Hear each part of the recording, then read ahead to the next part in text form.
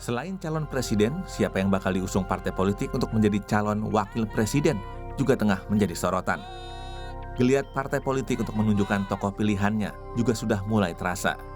Partai Amanat Nasional PAN misalnya.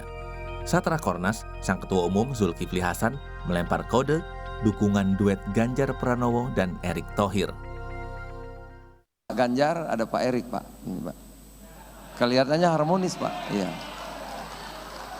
Tapi jangan lupa, sebagai panglima perang, kita tunduk taat kepada perintah Pangti, panglima tertinggi.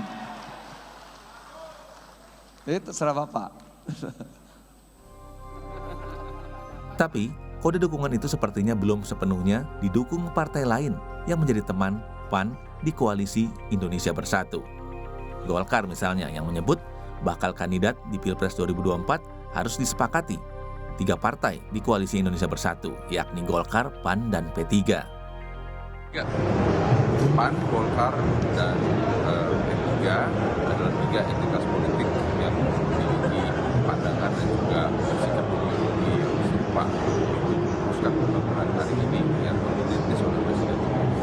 Dan untuk itu kita bersama-sama untuk berkoalisi, maju bersama-sama dalam Pilpres yang akan datang. Nah, siapa calon yang akan diajukan itu harus disepakati oleh 3 entitas politik. Sementara itu, Anies Baswedan, bakal calon presiden yang diusung Partai Nasdem, Demokrat, dan PKS, sudah menyebut kriteria calon wakil yang diinginkannya. Meski belum ada nama yang disebut-sebut ketiga partai pendukungnya. Satu, teknokratik ini. Bahwa punya kontribusi signifikan pada pemenangan. Yang kedua, bisa memperkuat barisan koalisi untuk perubahan. 3, bisa membantu menjalankan pemerintahan dengan efektif. 3, yang keempat adalah memiliki garis perubahan yang sama. Bahwa ini adalah pasangan yang menawarkan perubahan. Itu kira-kira. Lalu siapa saja tokoh yang menarik perhatian publik untuk menjadi bakal calon wakil presiden? Litbang Kompas melakukan survei pada Januari 2023. Dari 1.202 responden di 38 provinsi di Indonesia, muncul sejumlah nama. Mereka adalah Ridwan Kamil, Sandiaga Uno, Anies Baswedan, Ganjar Pranowo, dan Agus Harimurti Yudhoyono. Selain itu ada pula nama Prabowo Subianto, Tri Risma Harini, Erick Thohir, Khofifa Indar Parawansa, dan Puan Maharani. Nama Muhaimin Iskandar dan Mahfud MD juga disebut-sebut oleh responden. Lalu siapa yang akan menjadi calon wakil presiden yang diusung partai politik? Sepertinya tawar-menawar masih akan terus terjadi hingga detik-detik akhir pendaftaran bakal calon presiden dan wakil presiden 2024 nanti. Tim Liputan, Kompas TV. Selain calon presiden, siapa yang bakal diusung partai politik untuk menjadi calon wakil presiden juga tengah menjadi sorotan. Banyak nama yang disebut-sebut, namun hingga kini belum ada parpol ataupun koalisi yang dengan tegas mendukung satu nama tertentu. Kita akan bahas soal otak-atik nama bakal calon wakil presiden dan kriteria yang mungkin diinginkan oleh partai politik bersama sejumlah narasumber yang sudah tersambung melalui daring. Ada Wakil Ketua Umum Partai Gerindra, Mas Habibur Rahman. Ada juru bicara Selamat pagi, PKS. Assalamualaikum. Pagi, Mas Habib. Ada Mas Pipin Sopyan, juru bicara dari PKS. Selamat pagi, Mas Pipin. Pagi, Assalamualaikum. Waalaikumsalam. Dan juga ada pengamat politik sekaligus Direktur Eksekutif Parameter Politik, Mas Adi Praitno. Selamat pagi, Mas Adi. Selamat pagi, Mas Timothy. Pagi. Saya ingin analisanya Mas Adi dulu nih. Sebenarnya mungkin pemahaman bagi masyarakat, memangnya sebesar apa sih pengaruh wakil presiden ini, terutama kalau kita lihat calon besarnya ini sekarang ada 3 nih setidaknya nih. Ada kalau kita lihat yang selalu menjuarai di survei-survei lah setidaknya. Ada Ganjar Pranowo, Prabowo Subianto, dan Anies Baswedan. Kira-kira siapa yang masih menurut Mas Hadi kira-kira cocok nih untuk menjadi calon wakilnya masing-masing bertiga ini, Mas Hadi? Ya, saya kira 2 hal ya, Mas Timothy. Pertama, kenapa persoalan cawapres menjadi penting dibicarakan untuk Pilpres di 2024? Pertama, karena tidak ada capres yang bisa menyentuh angka psikologis 60%. Ganjar, Prabowo Subianto, dan Anies yang selalu masuk top 3 dalam survei, sampai saat ini kan masih di bawah 50%. Itu artinya apa? Posisi cawapres menjadi penting untuk bisa menjelaskan kepada publik bahwa persoalan cawapres itu bukan hanya sebatas pelengkap penderita, tapi menjadi variabel penting yang bisa menambal kekurangan yang dimiliki oleh setiap kandidat ya. Itu yang pertama yang paling ilmiah sebenarnya.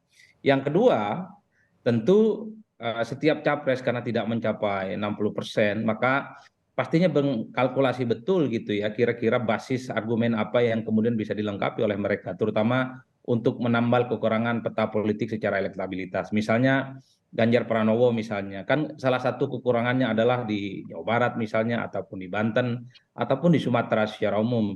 Maka secara teritori pastinya Ganjar Pranowo kalau bisa maju dan mendapatkan tiket pencapresan, mencari sosok yang bisa menambal secara teritoris gitu ya, untuk bisa mendongkrak elektabilitas Ganjar. Begitupun dengan Prabowo Subianto dan Anies Baswedan yang saya kira memang kalau kita melihat angka-angka statistik, salah satu kekurangan elektabilitasnya misalnya di daerah Jawa Timur dan pemilih Nahdliyin.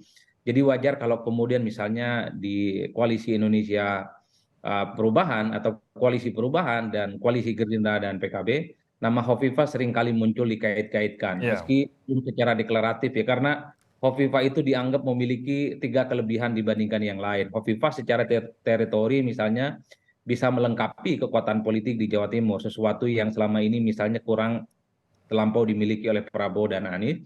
Ataupun misalnya yang kedua, Hovifah itu mampu mengonsolidasi kekuatan-kekuatan politik Nahdliyin.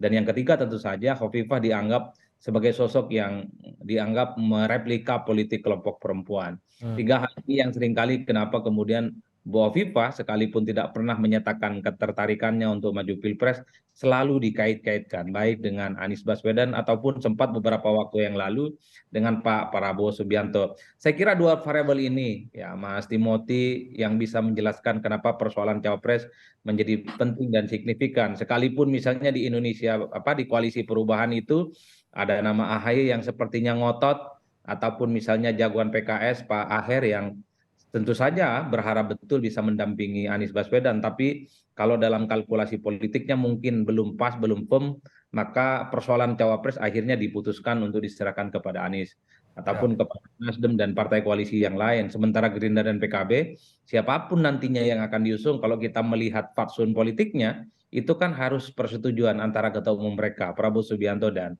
Muhaimin Iskandar. Saya kira itu ya poin-poinnya. Jadi Kenapa persoalan capres menjadi penting. ya, jadi ada beberapa pertimbangan ya, mengisi mungkin area yang masih kurang bisa diisi oleh calon presidennya, dan yang kedua memang akan ada kesepakatan-kesepakatan politik atau strategi politik yang juga akan menjadi penentu siapa yang akan dipilih, terutama oleh koalisi yang tentunya masing-masing punya kader-kader terbaiknya juga untuk dimajukan sebagai calon wakil presiden.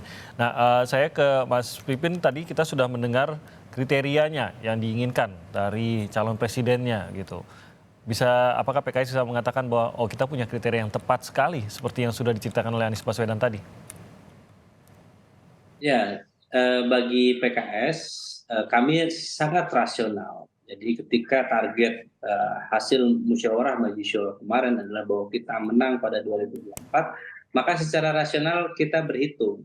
Ya, kira-kira setelah kita mengumumkan Pak Anies Baswedan secara resmi ya sebagai bakal calon presiden Indonesia yang akan kita usung di 2024, maka tahap selanjutnya adalah kita akan memikirkan siapa pasangan yang paling pas buat Pak Anies. Pasangan yang kira-kira kita bisa menghantarkan pasangan koalisi perubahan ini atau koalisi Nasdem, Demokrat, dan PKS ini bisa menang pada 2024 nanti, kemudian melakukan perubahan dan juga bisa melanjutkan pembangunan yang dilakukan oleh pemerintahan Pak Jokowi saat ini. Jadi kami sekali lagi melihat, meneliti, mendengarkan aspirasi dari masyarakat, dari berbagai daerah, dan tentu berhitung komposisi saat ini ada Pak Anies, kira-kira nanti cocok dengan siapa.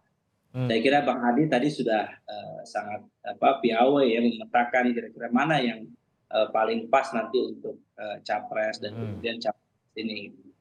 Jadi yang pertama yang ingin kami sampaikan adalah bahwa PKS terkait dengan cawapres ini tentu akan berdiskusi. Kita akan duduk bareng bermusyawarah dengan Nasdem, Demokrat, dan juga Oke. dengan Mas Anies sebagai calon presidennya. Dan hitungan-hitungan rasionalitasnya tadi saya kira sudah jelas. Pertama adalah bagaimana punya elektabilitas yang tinggi, mendukung pemenangan. Yang kedua, ini mungkin tadi yang tidak disampaikan oleh Mas Anies adalah yang rendah, kerentanan politiknya rendah. Artinya punya rekam jejak baik, tidak ada kasus hukum, sehingga kita tidak mau terjadi interlocking politik ke depan. Kita tidak ingin nanti calon kita terpenjara gitu, dan kita betul-betul ingin menang. Yang kedua adalah sosok di mana punya kesamaan visi misi bersama dengan capres dan juga dengan mitra koalisi. Oke. Yang ketiga adalah bagaimana calon kita ini diterima oleh 3 partai plus Pak Anies sebagai capres. Nah, tahap selanjutnya ini bagian dari strategi kita. Mudah-mudahan nanti setelah ini kita duduk bareng membahas siapa cawapres yang akan kita usung. PKS insya Allah akan legowo, kami akan menerima hasil dari kesepakatan itu. Dan di PKS yang menentukan siapa cawapresnya adalah dari DPTP, pimpinan Badan Pekerja Majelis Syuro, yang dipimpin oleh Ketua Majelis Syuro Habib Dr. Salim Segaf Al-Jufri. Jadi itu nanti yang akan menentukan, dan tentu pertimbangan nanti yang disampaikan ya dan oleh teman-teman kami Nasdem, Demokrat, dan juga Pak Anies itu tentu akan menjadi pertimbangan kita ke depan. Oke, nah kriteria-kriteria dan ditambah kriteria yang tadi Mas Pipin sebutkan, apakah itu ada di dalam mungkin Ahmad Heriawan yang selama ini kita dengar namanya, tadi Mas Adi juga sempat menyebut? Ya, kalau misalnya dalam perjalanan waktu dari secara rasional dan dari hasil survei memang masih di bawah dengan yang lainnya. Tetapi sekali lagi kami tentu ya, kalau setiap partai berharap bahwa kadernya, tokoh utamanya menjadi capres atau cawapres, tentu menjadi harapan kita semua. Tetapi sekali lagi kami nggak akan ngotot, kami akan legowo siapapun cawapres yang nanti akan ditunjuk oleh mitra koalisi dan capres, kita siap bergandengan tangan untuk memenangkan Pilpres di tahun 2024 nanti. Oke, saya ke Mas Habib, kalau melihat koalisi sekarang Gerindra dan PKB, sepertinya sudah mudah untuk masyarakat merumuskan, oh kalau begini pasti Prabowo presidennya, Caimin wakil presidennya. Bahkan Caimin kan kita pernah lihat juga sampai di pemilu sebelumnya siapapun presidennya ya wakil presidennya Caimin gitu. Jadi sepertinya Caimin tentu ada keinginan untuk menjadi wakil presiden. Ini sederhananya gitu ya Mas Habib. Jadi sampai sekarang belum ditentukan, tentu ada pertimbangan begitu. Apakah apa yang menjadi pertimbangan utama Prabowo belum menentukan siapa calon atau bakal calon wakil presidennya ke depan? Ya, yang tidak berubah, tidak akan berubah dan sudah fix, insya Allah ya, sudah ijab kabul istilahnya, itu koalisi Gerindra PKB. Dan soal sosok capres siapanya, cawapres siapanya, itu menjadi wewenang dari dua ketum kami masing-masing, yaitu Pak Prabowo dan Pak Muhaimin Iskandar secara bersama, ya, itulah yang akan menentukan. Nah, di luar itu soal spekulasi syarat dan lain sebagainya, saya pikir memang normatif ya, kurang lebih sama dalam konteks strategi kita ya, menginginkan pasangan yang solid bisa bekerja sama, lalu masing-masing berkontribusi dalam daya ungkit ya, keterpilihan pasangan ini seperti apa yang penting. Yang kedua juga bagaimana pilihan cawapres itu bisa membuat semangat peserta koalisi dan membuat peserta koalisi all out kerja memenangkan pasangan calon ini.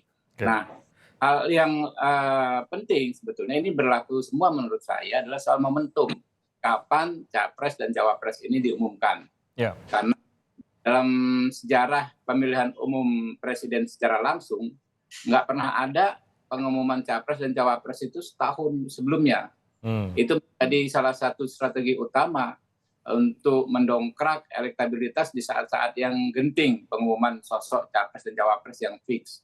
Kalau sering mendekati jadwalnya gitu ya, Mas Habib? Ya, Kalau menurut regulasi bahkan itu hanya beberapa bulan menjelang pencoblosan pendaftaran tersebut. Jadi kita juga meminta masyarakat sabar ya, pendukung Pak Prabowo sabar, pendukung Caimin sabar. Insya Allah aktivitas lainnya kita laksanakan secara paralel. Ya, pemenangan koalisi ini kita laksanakan secara paralel. Kayak Anda lihat kemarin konsolidasi Partai Gerindra di berbagai kota itu luar biasa. Nah itu terus berjalan tanpa menunggu ya. Begitu juga PKB ya, konsolidasinya terus berjalan tanpa menunggu pengumuman fix capres dan cawapresnya. Oke, nah yang menarik juga tadi Mas Habib, kalau Anda lihat juga ada nama cawapres lain atau paling tidak salah satu nama bakal calon wakil presiden di survei-survei yang muncul di survei-survei yang suaranya cukup tinggi, yang merupakan kader Partai Gerindra, yaitu Sandiaga Uno. Ini setahu saya itu hanya gosip ya, bahwa sudah tidak Partai Gerindra gitu ya, Mas Habib ya, mungkin Anda bisa mengonfirmasi. Saya pikir sosok cawapres terkuat Gerindra ya tentu Pak Muhaimin Iskandar. Ya. Tapi kan kita nggak boleh mendahului, kita nggak bisa menjudgment beliau berdua untuk mengumumkan. Belum ditentukan pokoknya gitu ya. Nggak bisa. Tapi ada sosok nama lain, misalnya Pak Sandiaga, ya itu mungkin bagian dari apresiasi masyarakat. Cuma memang logika politiknya ya, apakah mungkin dari satu partai keluar baik nama capres maupun cawapres. Jadi ada konsekuensinya, karena kalau Partai Gerindra, internal Partai Gerindra fix capresnya Pak Prabowo, itu sudah diputuskan secara bertingkat dan nggak akan mungkin berubah gitu. Oke, nah kalau memang sampai mungkin tidak begitu, karena melihat Sandiaga Uno cukup tinggi di dalam survei, ada partai lain yang ingin meminang menjadi calon wakil presiden, itu memungkinkan tidak, Mas Habib? Itu bukan concern kami, monggo ya silakan panjenengan bertanya kepada Pak Sandiaga Salahuddin Uno. Oke, baik. Kita akan bahas lebih lanjut lagi, tapi kami akan jeda sebentar, tetap sama kami di Sapa Indonesia Pagi.